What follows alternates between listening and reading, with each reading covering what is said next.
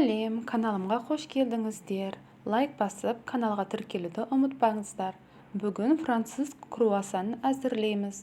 Қатпарлы қамырымыздан бір бөлігін алып, қолмен біріншіден жұмсартып аламыз.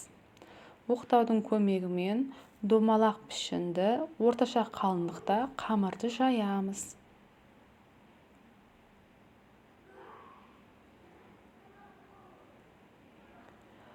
Жайған қамырымызды бірінші ұзыннан, көлденеңінен кесіп, үш бұрыш форма шығарамыз.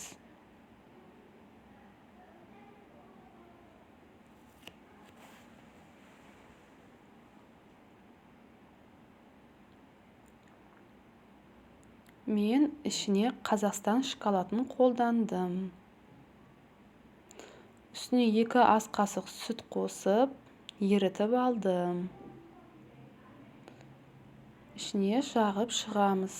Қаласаңыздар, ішіне творог, вареная сгущенка қолдасаңыздар да болады. Қамырымызды сәл создырып, орап шығамыз. Круассанның формасын шығарамыз өстіп.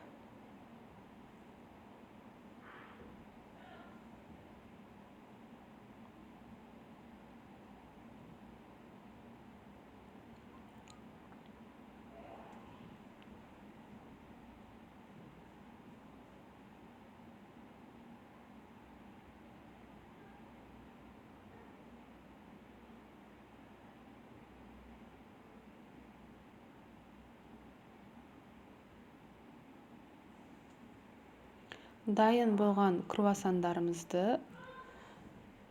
үстін тұқымның сарысымен жағып шығамыз.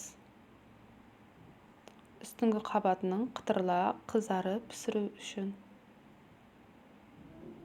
Міне дайын 180 градус пешке 20-25 минутке пісіріп шығарамыз.